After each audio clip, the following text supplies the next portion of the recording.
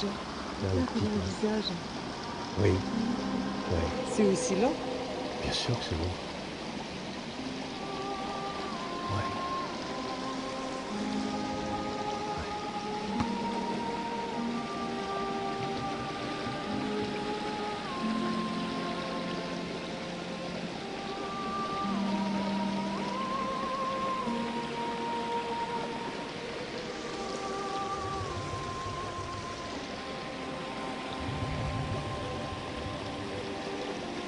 Alors c'est la fontaine des amours. Oui. Où Jules Verne venait pour écrire des livres. Et c'était un grand initié, Jules Verne. Ouais.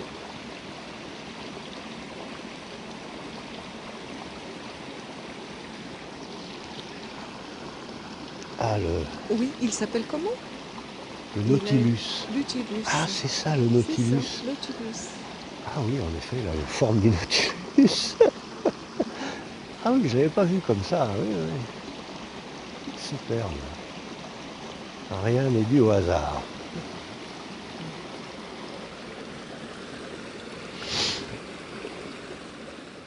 Voilà, je suis Jacques Collin. Ma vie est consacrée et vouée à l'eau. Tout du moins tout ce qui me reste à vivre.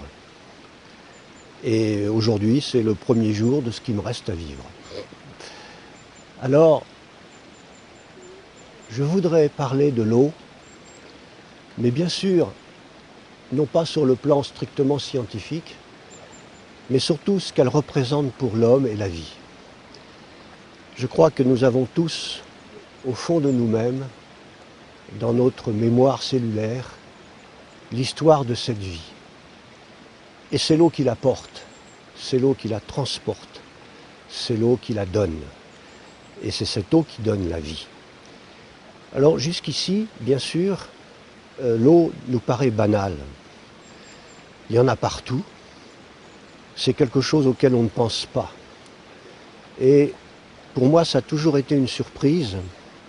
La première fois que j'ai eu un contact avec l'eau, j'ai ressenti au fond de moi-même une résonance. Et cette résonance, bien sûr, elle était issue, disons, de tout un développement personnel.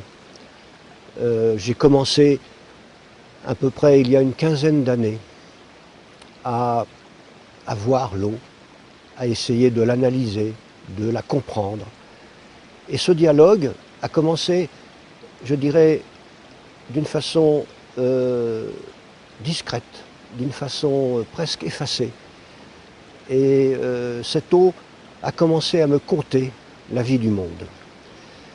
Et lorsque j'ai découvert que non seulement elle était capable de donner la vie, mais également de nous transfigurer, c'est-à-dire de transfigurer cette vie et de remonter ainsi vers notre essence, que nous avons perdue. Nous n'en avons plus la mémoire. Dans notre vie moderne, nous sommes sans arrêt, d'une façon, je dirais, permanente, assaillis, agressés, et nous n'avons plus le souvenir de l'eau, et nous n'avons plus surtout cette connexion et cette, je dirais, cette relation intime avec l'eau. Or, l'eau fait des miracles. Mais je veux dire par là que ces miracles, c'est fonction de notre état de conscience. C'est fonction de ce niveau de conscience. Or, lorsque j'ai appréhendé cette eau, ma vie, quelque part, était un peu obscure. J'étais emmêlé dans des problèmes de toutes sortes, professionnels, financiers, conjugaux, sentimentaux. Et tout a explosé. Et devant ce vide incroyable, eh ben, l'eau a rempli ce vide, lui a donné en quelque sorte une signification. Et j'ai vu en fait que le vide, tel que nous le concevons, est rempli de notre conscience. Et c'est l'eau qui va assurer l'interface entre ces mondes magnifiques, ces mondes d'où nous venons, ces mondes qui ont créé en quelque sorte notre monde et la matière, eh bien l'eau va en être en quelque sorte le canal, la transmission. Et alors c'est pour ça que dans ces quelques instants que je passe avec vous, je voudrais dire que nous devons avoir une relation non seulement intime avec l'eau, mais sacrée. Sachez qu'actuellement, l'eau fait l'objet de plus grandes recherches au niveau scientifique et que dans un congrès, il y a quelque temps, des physiciens se sont réunis et ont déclaré que, effectivement, l'eau était, en quelque sorte, numéro 1 au hit parade des énigmes de l'univers. Alors, il faut prendre conscience maintenant de ce que nous avons en nous-mêmes. Le corps humain baigne dans 70% d'eau. Un bébé, 85% d'eau. Une cellule, 95% d'eau. L'eau est partout. Et comme me disait un grand scientifique qui a disparu maintenant, il me disait, en fait, l'eau c'est plus que ça. En fait, c'est plus que tout ce que tu racontes. Sache que si on compte le nombre de molécules que nous avons dans le corps, qui sont multiples, extraordinaires, et eh bien, sachez que, avant toute chose, la moindre petite protéine est entourée de 10 000 ou 15 000 molécules d'eau. C'est-à-dire que le rapport de toutes ces molécules par rapport à l'eau fait que l'eau représente 99% de toutes les molécules que nous avons dans le corps. Et rendez-vous compte que cette eau est ignorée, abandonnée par la médecine. En 7 années d'études de médecine, il n'y a pas une heure de cours sur l'eau. Devant ce vide absolu, à l'époque, j'ai donc décidé de me plonger dans cette eau et d'essayer d'en comprendre non seulement la symbolique et la force, mais aussi, bien sûr, le fonctionnement physique des choses. Et ça va très très loin. À tel point que, fatalement, cette rencontre avec l'eau passe nécessairement par une rencontre avec vous-même. Et cette rencontre avec vous-même passe nécessairement par une rencontre avec votre conscience. Et que la rencontre avec votre conscience vous fait rencontrer effectivement des milieux spirituels incroyables. Donc, quelque part, il n'y a pas de miracle. Le miracle n'est pas en opposition avec la nature. Il est en opposition avec notre ignorance, notre incroyance. Nous sommes bloqués. Nous avons posé des verrous partout. Et pourtant, nous avons une richesse incroyable à l'intérieur. Et cette eau peut amplifier le phénomène. Car cette eau a cette capacité, je dirais, d'enregistrer, d'emmagasiner, de stocker, en quelque sorte, toutes sortes d'informations les plus subtiles. Nous ne sommes pas qu'un corps physique, qui faisons une expérience spirituelle. Nous sommes des êtres spirituels qui faisons une expérience physique, ce qui est tout à fait l'inverse. Et l'eau est là comme une sorte d'intermédiaire. Elle intercède en quelque sorte entre les magnificences des mondes spirituels et notre corps. Ce corps qui est en fait quelque chose qui est tout à fait provisoire et précaire, nous le savons tous. Et nous ignorons un peu quelle trajectoire nous parcourons à travers, je dirais, l'univers, à travers le monde cosmique. Notre vie n'est qu'une simple parenthèse, je dirais peut-être qu'une page parmi un grand livre qu'on est en train d'écrire. Donc sachons que pendant ces instants où nous vivons, pendant cet instant où nous expérimentons dans notre espace-temps, dans cette dimension universelle, eh bien l'eau, elle est là pour précisément exprimer, je dirais, la puissance, le pouvoir de notre Créateur. Donc, suivons par toutes sortes, je dirais, de recherches personnelles, suivons la voie de l'eau. C'est quelque chose de très simple. Le problème, c'est que nous ne savons pas ce que c'est que vraiment l'eau. Nous l'utilisons tous les jours d'une façon banale et sans conscience. Et malheureusement, l'humanité a souvent, je dirais, considéré l'eau comme une sorte de propriété personnelle et en a fait très mauvais usage.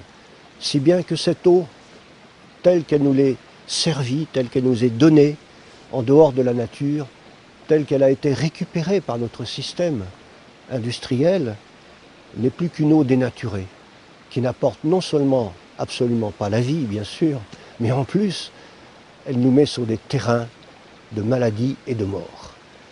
Donc, cette eau, il va falloir la changer. Il va falloir la régénérer. C'est quelque chose de très précieux. L'eau qui sert à la vie, telle que vous pouvez la voir ici dans ces ruisseaux, est quelque chose qui est très rare. L'eau n'est pas rare sur la Terre. On dit qu'il y a un chiffre énorme, 1,4 milliard de kilomètres cubes d'eau. C'est énorme. Mais imaginez de représenter toute l'eau de la Terre dans 1 mètre cube. Eh bien, l'eau qui est utilisée par la vie, celle qui permet effectivement de donner, je dirais, cette vibration, cet amour du monde, cette nature, ces animaux, tout ce grouillement qui apparaît à travers l'eau, eh bien, par rapport à 1 mètre cube d'eau, l'eau qui est utilisée et qui est régénérée par le cycle des pluies et des évaporations représente même pas un dé à coudre. Et c'est cette eau-là, effectivement, que l'humanité salit. L'humanité, je dirais, surtout actuellement, a récupéré cette eau à des fins purement commerciales. Et je dirais, cette eau a été confisquée à l'homme. Et il faut savoir que cette eau se dégénère plus vite qu'elle se régénère. Donc le cycle de l'eau actuellement est en danger. Non seulement il est en danger dans sa qualité, mais je dirais même dans sa quantité. Les bouleversements climatiques qui s'annoncent vont provoquer vraisemblablement des interrogations et surtout, nous n'avons pas de solution actuellement au niveau de notre civilisation. Si nous ne changeons pas de conscience, nous aurons l'eau que nous mériterons. Et cette eau nous mettra sur des terrains, et nous met déjà sur des terrains de dégénérescence et de mort. Donc l'eau est la vie, il faut la respecter. Et j'ai pu, bien sûr, à travers toutes ces réflexions, écrire des livres sur l'eau, et ce qui m'a permis de comprendre que, en fait, l'eau, si elle était incomprise, c'est tout simplement le fait qu'elle couvre toutes les disciplines scientifiques, philosophiques et mythiques du monde. Non seulement dans sa symbolique, mais également aussi, je dirais, dans sa constitution physique. Pour comprendre l'eau, en fait, il faut à la fois être médecin, physicien, biologiste, chimiste, et faire aussi de la physique quantique. L'eau, en fait, couvre toute la connaissance humaine. Et c'est là tout son secret et son mystère. Et actuellement, bien sûr, lorsque l'on voit notre science actuelle, cette science qui est un peu, je dirais, dans des impasses, nous ne faisons plus de grandes découvertes, nous ne faisons que de la technologie, qui est une sorte de quincaillerie par rapport à la puissance et au mystère du monde, eh bien, toutes ces personnes qui étudient l'eau, en fait, fractionnent complètement sa connaissance. Et nous savons que, actuellement, les scientifiques ne se comprennent plus entre eux. Un physicien et un chimiste n'arrivent même plus à se comprendre. Et un chimiste ne comprend pas un docteur. Et en plus, un physicien quantique, lui, est en dehors complètement du monde, je dirais, purement matériel des choses. Donc, il faut replacer l'eau, justement, entre cet univers immense dans lequel nous vivons, et surtout savoir que l'eau va utiliser toutes les dimensions, à la fois aussi bien au niveau quantique et bien au-delà, bien sûr, puisque cette eau va en quelque sorte porter notre conscience vers véritablement sa source. Et c'est en buvant de l'eau, en la conscientisant, qu'on va régénérer notre corps. non seulement nous aurons des transformations qui se feront, mais nous aurons aussi également, sur le plan aussi bien physique que sur le plan mental, que sur le plan psychologique et sur le plan spirituel, des ouvertures qui vont être extraordinaires. Et je pense que nous sommes ici sur cette planète pour vivre une expérience. Et vivre cette expérience, c'est vivre avant tout quelque part notre essence. C'est-à-dire qu'il va falloir capter ce que nous sommes. Nous existons déjà dans d'autres dimensions, mais nous ne le savons plus. Et pourtant, les religions l'ont enseigné. Certaines, bien sûr, ont déjà plus ou moins crypté tout cela. Mais tout ça reste un espèce de message oublié. Nous sommes dans un labyrinthe et nous fonctionnons et nous ne savons pas où nous allons. Eh bien, l'eau peut montrer une voie. Et vous savez, simplement boire un verre d'eau. L'eau doit être pure pour la boire. Il faut qu'elle soit débarrassée de tous les miasmes. Il faut que cette eau, évidemment, déjà ait eu une transformation. Que cette eau puisse avoir en quelque sorte déjà quelque part des mondes invisibles. Et ces mondes invisibles, c'est quoi? Eh bien, c'est notre essence. C'est là où se trouve en fait notre conscience. Notre spiritualité, elle est là. Et l'eau va pouvoir capter. Nous avons démontré, effectivement, à travers toutes sortes d'expériences scientifiques, que tout cela fonctionne de cette façon-là. Donc, si actuellement la science ne veut pas le reconnaître, c'est tout simplement parce que la science a perdu son âme. Et nous commençons à voir énormément de gens qui font des recherches et qui comprennent que cette eau va avoir une faculté, si nous la comprenons, d'amplifier notre vie de tous les jours. Ce n'est pas quelque chose d'abstrait, ce n'est pas un mythe ni une légende, c'est quelque chose qui est quotidien. Sachez que vous pouvez boire de l'eau, mais non seulement, même l'eau que vous avez sur votre robinet, même l'eau que vous avez dans une bouteille, vous pouvez la transformer, à condition bien sûr de lui rendre sa pureté originelle. Et je crois que c'est là qui est nécessaire. Il faut que cette eau soit libre. Il faut que cette eau puisse fonctionner dans vos cellules et apporte cette nourriture. Et apporte, si je peux dire aussi, cette vibration. Tout est capté à partir, bien sûr, de ces mondes qui sont des mondes essentiellement invisibles. Mais c'est tout à fait normal. Nous n'avons rien, nous, au niveau de nos perceptions pour pouvoir comprendre l'eau. Il faut donc faire un effort, je dirais, vers notre conscience, vers notre point central, vers notre vie intérieure pour comprendre l'eau. Si vous ne faites pas ça, vous n'avez aucune possibilité de comprendre l'eau. Donc l'eau est avant tout une longue marche. Cette compréhension, c'est une longue marche à travers, bien sûr, vous-même. Donc vous ne pouvez que compter sur votre propre, je dirais, esprit, sur votre propre force. Et cette force-là, c'est l'eau qui vous la transmettra. Car une fois que vous aurez libéré les portes, je dirais, de votre corps biologique, eh bien, vous verrez, la vie fera irruption dans votre incarnation. Cette vie-là sera quelque chose qui permettra, bien sûr, de ne pas résoudre tous les problèmes, vous les aurez toujours, mais vous pourrez les sublimer. Mais par contre, ce dont je suis sûr, et que vous pouvez d'ores et déjà bien le comprendre, c'est que cette eau, elle aura cette possibilité de vous épurer, de vous décharger complètement de votre, je dirais, de votre karma, disons le mot, hein, de vous purifier, de vous laver. Et progressivement, petit à petit, tous ces destins malheureux, toutes ces fatalités qui vous écrasent, elles fondent, elles disparaissent. Et petit à petit, vous avez un monde merveilleux, progressivement, qui vient prendre place. Et vous verrez souvent, par des événements insolites, par des synchronicités, par des intuitions, en contact avec ces mondes-là, eh bien, votre chemin va s'ouvrir d'une façon éclairée, lumineuse. Et vous aurez l'impression, effectivement, que vous êtes guidé. Mais c'est ça, en fait.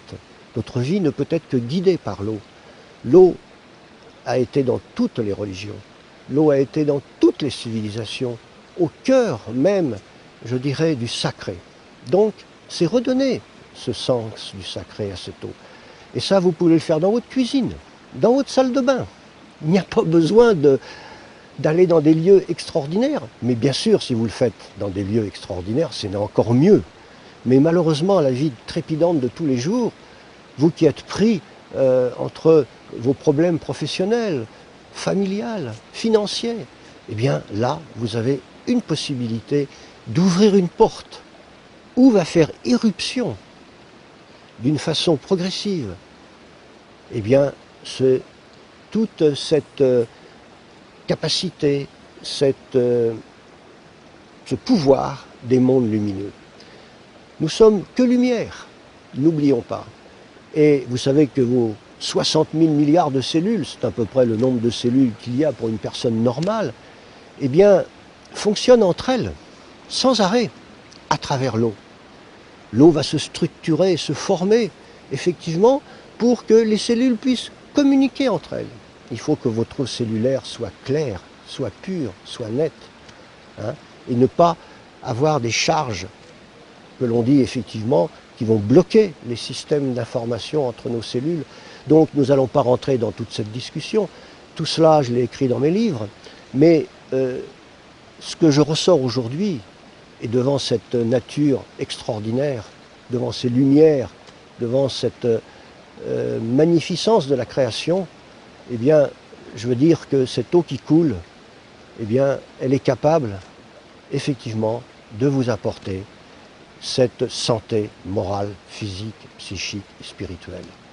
C'est une ligne de force qui automatiquement intervient dans votre incarnation. Et prenez effectivement à apprendre l'eau. Apprenez l'eau. Et l'eau, ça s'apprend tout simplement en la buvant. Mais en la buvant d'une façon consciente, en lui donnant cette dimension.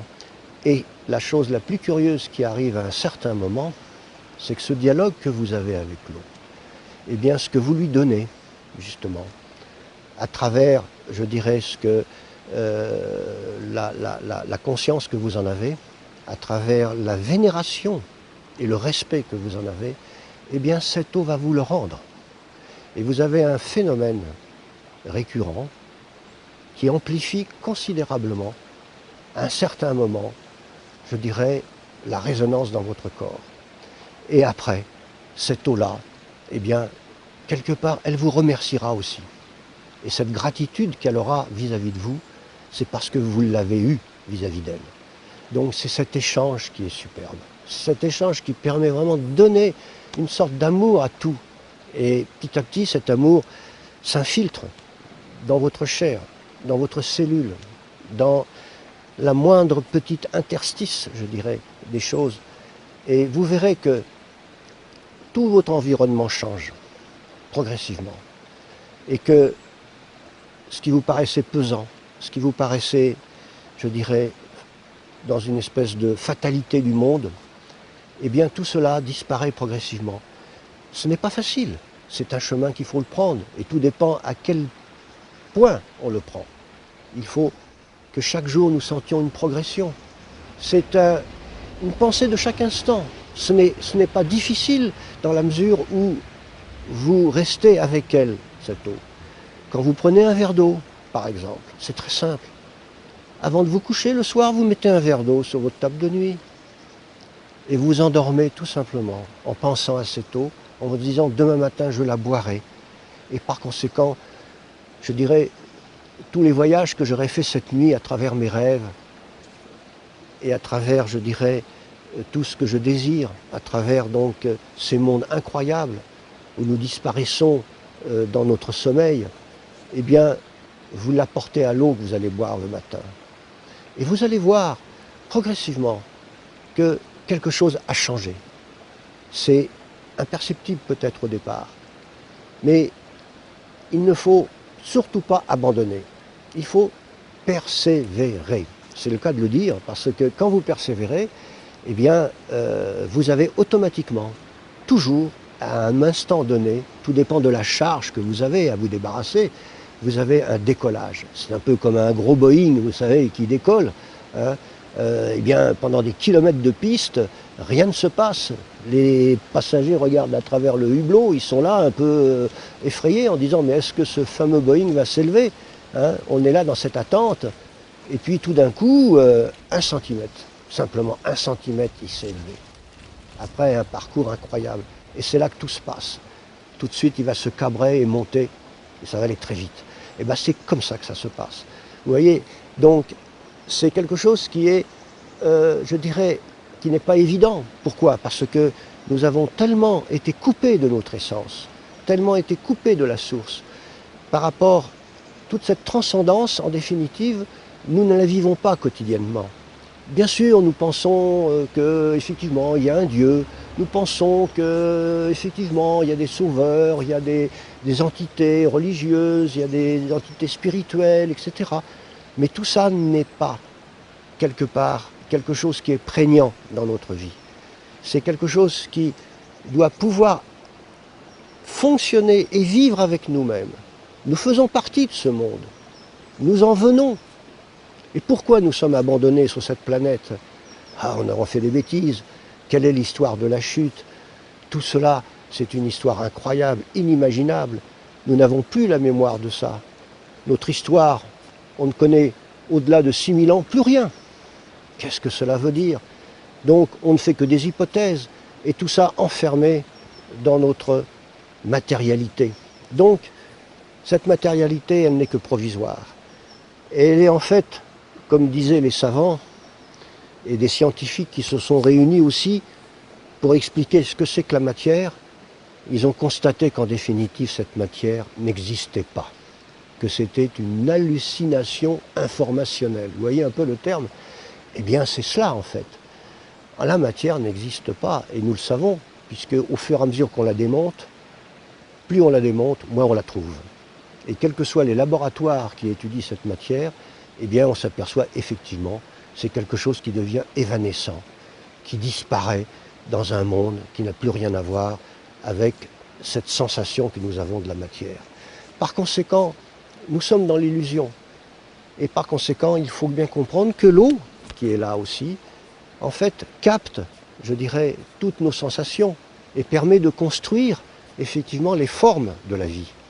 Il faut bien comprendre que si nous avons une forme, c'est parce que cette forme était préexistante quelque part. On a découvert, on commence à découvrir les champs de forme, on commence à découvrir ce qu'on appelle les champs morphogénétiques, etc.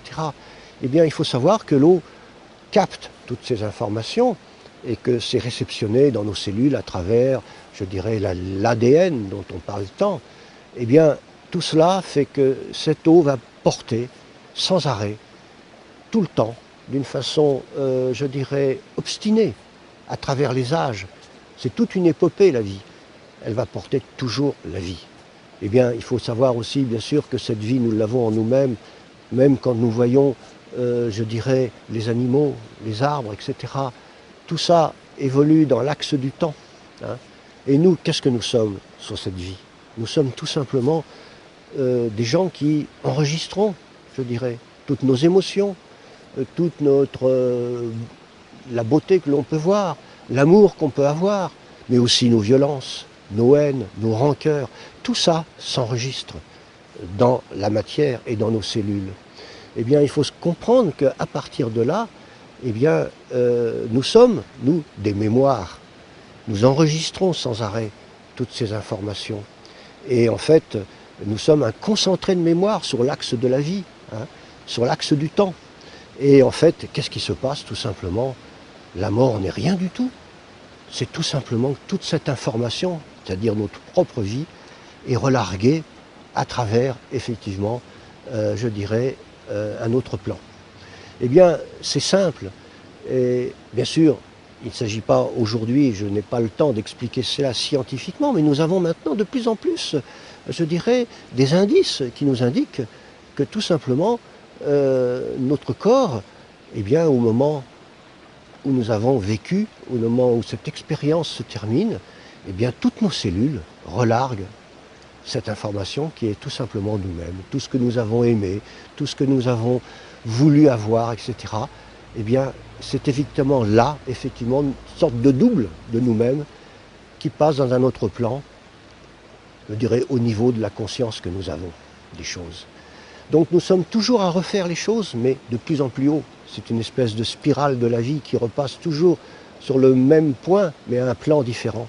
C'est ça l'évolution. Donc nous ne savons pas encore tout ça, mais l'eau nous permet effectivement d'entrer en relation avec tous ces mondes. Et il faut avoir, je dirais, en même temps, une sorte de conscience de l'eau, mais pour comprendre que nous sommes sur l'axe de la vie, au centre de la croix. Quand on parle de la croix, il ne s'agit pas de la croix du calvaire, mais il s'agit de la croix qui est quelque chose d'intemporel qu'on rencontre dans toutes les civilisations, qui est tout simplement l'axe, je peux dire, des 4 éléments de la terre, du ciel, de l'eau et du feu. Et le 5e élément, c'est l'homme, c'est l'esprit, c'est le Shin, comme on dit. Eh bien, nous sommes le 5e élément, et nous devons de ce fait-là traduire, je dirais, notre spiritualité avec notre incarnation. Et ça, c'est important parce que cette incarnation, nous devons la vivre. Si nous ne la vivons pas, nous serons obligés de recommencer, quelque part ailleurs et autrement. Par conséquent, vivons cette incarnation d'une façon la plus intense, la plus forte, et l'eau peut nous y aider. Et c'est qu'un chemin qui est tellement naturel, tellement, je dirais, ouvert sur les mondes supérieurs, qu'il n'y a aucune raison de ne pas l'utiliser. Donc, cette vie qui est justement ouverte grâce à l'eau, et à travers, je dirais, rien ne peut naître sur cette planète s'il n'y a pas une goutte d'eau. Par conséquent, cette goutte d'eau est le reflet de notre incarnation. C'est le reflet, en quelque sorte, du pouvoir du Créateur. La création, et le Créateur a voulu, effectivement, nous donner, nous, en tant qu'êtres spirituels, cette liberté. Nous n'avons pas toujours utilisé cette liberté au mieux, mais au moins, nous faisons ces expériences, car un jour ou l'autre, le Créateur reprendra cette création vers lui. Cette pulsion, je dirais, cette vibration, ce rythme de la création qui fait que la beauté de la création, c'est que tout est fait dans cet amour profond, sublime, et que l'eau peut la capter. L'eau peut capter, je dirais, la moindre parcelle des choses. Nous sommes tous intimement reliés et corrélés avec tout l'univers. Et ça a été démontré en physique quantique. Il n'y a pas lieu de trouver cela extraordinaire. En fait, nous sommes vraiment au cœur du problème, au cœur de nous-mêmes avec l'eau. Donc, ce que j'ai pu écrire dans ces livres, c'est en fait toute cette communication, toutes ces découvertes que nous faisons actuellement et qui donnent de plus en plus confirmation de ce que je vous avance, mais au niveau même scientifique. Par conséquent, si le monde est dans cet enfer actuellement, c'est qu'en fait, quelque part, il va y avoir une résurrection. Il va y avoir un espèce de Big Bang, et ça c'est sûr maintenant, car on sent de plus en plus que l'élévation des consciences des gens, que à gauche, à droite, partout, au centre, en haut et en bas, eh bien, l'eau va effectivement pouvoir réunir, si je peux dire, notre chair avec notre essence. Et à ce moment-là, cette pulsation, cette espèce de battement, je dirais, du monde et de la vie, eh bien, c'est l'eau qui l'apporte. Hein. Nous savons que l'eau a cette autre possibilité. J'en parlais un jour avec un scientifique qui me disait, mais comment se fait-il que l'eau, actuellement, change de nature? Nous n'avons plus la même observation de l'eau que nous avions il y a 10 ans. C'est-à-dire qu'on a l'impression que l'eau se réveille. Eh bien, c'est à peu près ça. L'eau, maintenant, se prête à notre observation, même si on ne la comprend pas encore, elle s'ouvre de plus en plus. Et quand nous voyons les travaux qu'ont fait Masuro Emoto, ce japonais, sur la construction des formes, et comment l'eau va enregistrer la sensibilité de la pensée, des formes, des sons, de la musique, etc.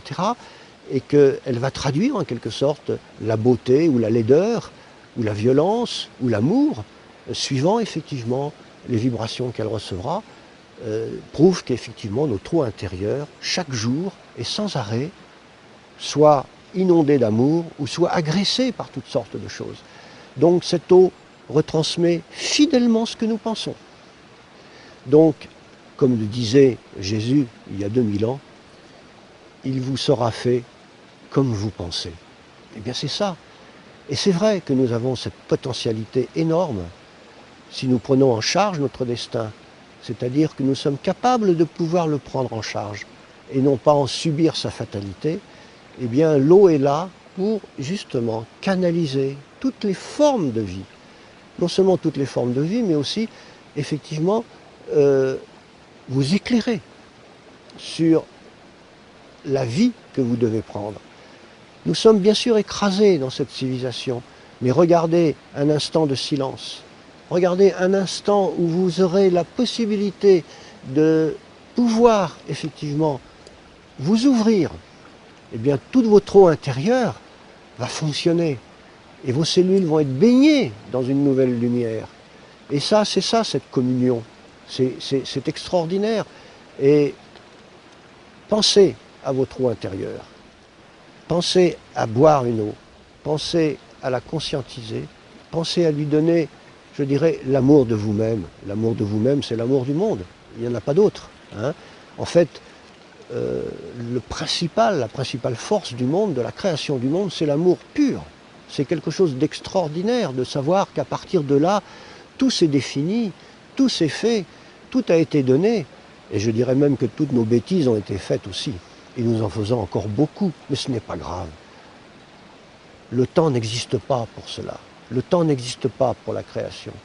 L'eau est là, il faut nous en servir, il faut surtout l'utiliser comme quelque chose, je dirais, de mystérieux, mais aussi de divin. C'est l'eau, elle est porteuse de cette vie. La mère porte le bébé dans son ventre, et le bébé, ce n'est qu'un être aquatique. Il y a 95% d'eau dans le placenta. Et en fait, il y a une chose extraordinaire, c'est que ce petit fœtus humain qui commence à naître, eh bien, il faut savoir qu'effectivement, eh bien, il passe par toutes les étapes de la création. C'est-à-dire que lorsqu'on regarde un fœtus humain, un fœtus de lapin, un fœtus de poule, un fœtus de canard, ils se ressemblent tous. Comme s'ils repassaient tous à un moment, ils se croisaient pour prendre chacun après sa direction, pour prendre après son rameau en quelque sorte, et l'eau va construire les formes, va capter toutes ces informations pour construire les formes. Alors vous voyez, tout ça nous permet de vivre avec cette eau. Et ce que je pourrais dire en termes de conclusion, s'il y a une conclusion à ça, il n'y en a jamais, car vous verrez que l'eau ouvre toujours les portes. Je pourrais dire au moins au stade où nous en sommes, de nos connaissances, de nos prospections, de notre compréhension du monde, eh bien, ne cherchez pas à comprendre. Prenez l'eau telle qu'elle est. Prenez l'eau la plus pure possible. Trouvez des eaux purifiées. Purifiez-la, mais buvez-la surtout. Et buvez-la en conscience. Buvez-la avec cet amour du monde. Y mettez un moment des petites étoiles dedans. Vous voyez, le ciel est constellé. Quand vous regardez le ciel le soir, c'est constellé d'étoiles. Vous mettez toutes ces étoiles dans l'eau. C'est rien, c'est une pensée qui paraît même infantile, peut-être pour beaucoup. C'est pas des contes et légendes, c'est pas l'histoire de Père Noël. Non, c'est simplement quelque chose de très simple. Mais sachez que vous avez un pouvoir énorme. Notre royaume, il est là. Nous l'avons perdu, ce royaume. Et le Maître Jésus, et Dieu sait s'il en connaissait, disait, en regardant l'homme, comment une telle richesse a pu se mettre dans un tel état de pauvreté. Donc, il en était bien conscient il y a 2000 ans. On n'en a toujours pas compris. Beaucoup de gens n'ont rien compris. Et on continue toujours les mêmes bêtises. Il n'est pas étonnant que nous nous retrouvons dans un système infernal. Eh bien, l'eau peut tout changer. Et si vous changez vous-même, vous changez le monde. Croyez que la source a soif d'être bue. Voilà.